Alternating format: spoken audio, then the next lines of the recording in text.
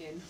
It primarily began about 5 years ago. We were one of the first trusts to actually go down the path of taking on board the ECDL, which is the European Computer Driving Licence, IT-based courses for our staff. And obviously CourseSource were involved in actually developing the portal for ECDL, and we found that about 500 to 600 delegates registered on ECDL, and they found one of the comments that they came back with was how easy the site was to navigate.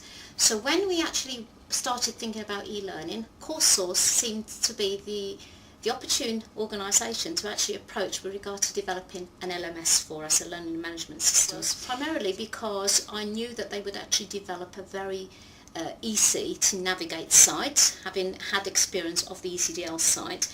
But secondly was that every other e-learning that we actually had looked at that point was actually based on licenses. We had to purchase multiple licenses in order to get up and going.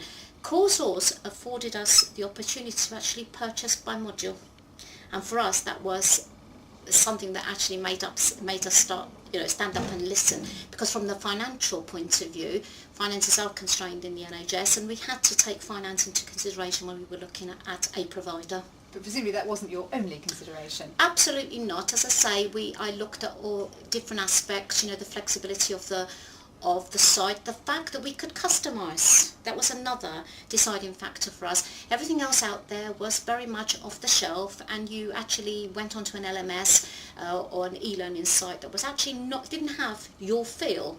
And CourseSource actually said that they could customise the site to actually become the Bedford Hospital feel. So using Bedford Hospital logos, absolutely. Bedford Hospital colours, anything else? Yeah, and our strapline. For us, one of the key things is that our patient is critical to our organisation. Our strapline on our CourseSource e-learning portal is every patient matters. And to us that is critical. That's what we want to get out across to our staff and ultimately to our patients that we treat. It's actually taken off in a big way, and the feedback has actually been very, very positive. People that have actually done the modules are actually now more able to actually cope with their jobs on a day-to-day basis. One of the strands that I would want to actually develop even further is things like clinical leadership, which we don't have. We have many consultants who actually are in management roles, but they've never been afforded the opportunities for actually skilling themselves up on the management side. So one of the things that I've been speaking to Ken about is actually looking at what we could do on that front as well. Obviously we have all our mandatory courses, things like fire, manual handling, infection control. One of the big areas for us at the moment is safeguarding children and protection of vulnerable adults, as is the C. diff issue. I think that I certainly see it as a viable option. As I say, this was a course that was developed by another NHS Trust many, many years ago, and we got to evaluate it and we purchased the rights to our own CD. But when I look at what's available on that CD, I think that it would actually be very, very useful for other trusts out there. Yeah, because linked into protection of vulnerable adults, again, there's this new legislation actually very few people know anything about, and it links in so dramatically with protection of vulnerable adults. And I think that if we could have a course out there that actually deals, and it's an e-learning course looking at Mental Capacity Act and upskilling people with the knowledge, I think that would help some way in them understanding the Act. I think that we would actually not have progressed as much as we have, especially with things like mandatory training.